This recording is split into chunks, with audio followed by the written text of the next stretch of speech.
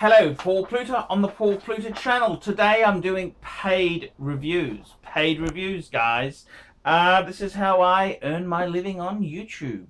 Paid reviews, a very important part of Archie's life.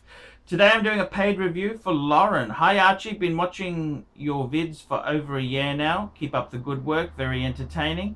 I started with a Rolex Yachtmaster Blue 116622, but eventually sold it due to the 40mm case. Just a bit big on my 6-inch wrist. I ended up downsizing to a 37.5 Omega Seamaster Planet Ocean. I love my Omega. I'm a one-watch girl, if you will, as you know. Those of us into watches never stop looking. If I had one complaint, it would be the height of my Planet Ocean, which is 15 mils thick. It's a 37.5mm case, and that is quite thick. I tend to agree with your view there.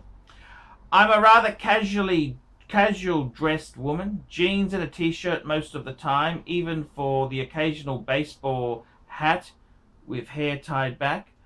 I've considered the Rolex Datejust white without diamonds, either fluted or polished bezel. I don't know if it's sporty enough, plus I like dive watches with timing bezels. I've looked at the Carl F. Boucher white Scuba Tech, but the case doesn't interest me as much as my twisting lugs of my Planet Ocean. What are your thoughts? Am I overthinking? Should I just love the Planet Ocean for its beauty that it is? Maybe you have an idea for a perfect replacement. Thank you in advance, and again, keep on keeping on. Lauren. Well, Lauren, thank you so much. And a big hello to my my female viewers out there. Thank you so much. Very interesting case there. Yes, many ladies themselves have bought basically 40mm watches, and then they're finding they are a little bit big and cumbersome. You've got an Omega Seamaster Planet Ocean. I do really like the Omega lineup. I really do like it. I gotta tell you, Lauren, I really do love Omega for the ladies. And I myself, I actually keep a couple of ladies' wristwatches, even though I'm actually MG toe. I'm divorced a number of times. I do keep a few ladies' pieces in case I'm going to a functional event or even a social gathering, and I just want to bring up the class of the event just a wee bit. So I just wanted to show you, Lauren, one watch which is very cool in the stable is the Omega. This is an Omega Constellation, which is it's in the chocolate box. Life is like a box of chocolates, and I must say it's very cute indeed here. So this is one of the ladies' wristwatches that I keep in the stable for casual dating and entertainment purposes. So I quite honestly, I get the Omega thing. I've got to be completely frank with you. I've loved the brand for a very long time there. I think the Omega, the ladies Planet Ocean, the Seamaster Planet Ocean, I think it is very tastefully done, very feminine, but it is quite a big watch, 37.5 mils. And it's interesting you say that, you comment on the height of the watch. It's funny how the higher it is, it can make the proportions of the watch feel completely different. Sometimes on some Pateks I've had there, 37 mils has made it feel smaller. On other times when it's been a bit thinner, it's made it feel bigger. But on other watches, like my Tudor Black Bay Heritage, it's a 41mm wristwatch. It's very high, and it makes it feel like a monster. So I do sympathize with you 100%. Now let's have a look there. You've mentioned an interesting thing, which is, do you get a Rolex? A Rolex.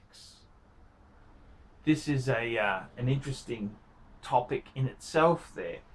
And the other wristwatch that I keep in my stable is a Rolex Oyster Perpetual Date.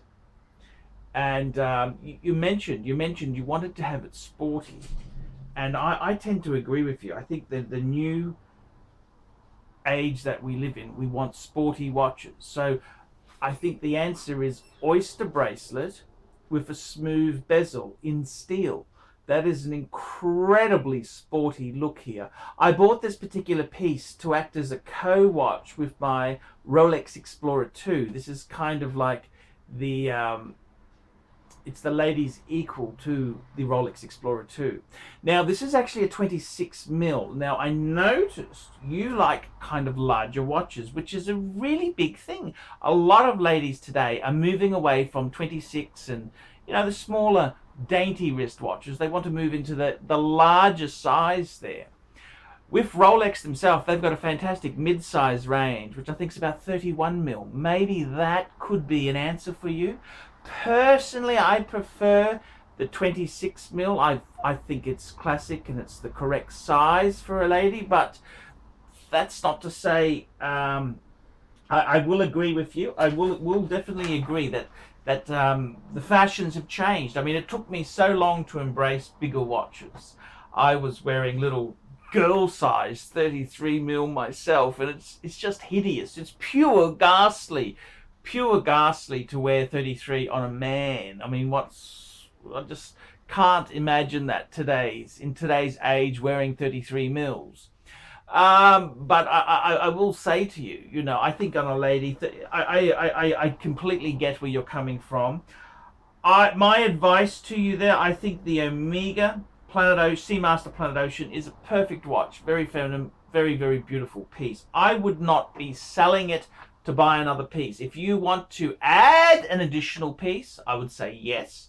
I give that the green light, but I wouldn't be trading it in if I wouldn't be buying another piece if you have to get rid of the Omega to achieve that task there. Carl Boucher, stay away.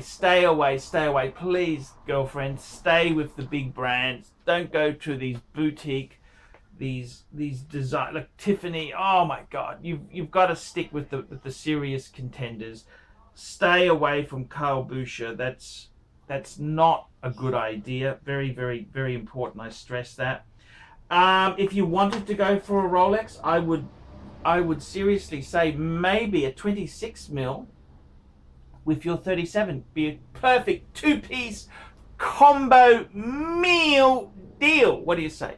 Perfect two-piece combo meal deal. So that's what I'd be saying. The answer is that I'd be very careful to get rid of the Omega if you were going to I'd be reluctant to get rid of the Omega if I'll be getting rid of the Omega to just buy another one watch. I'd say just stay with the Omega.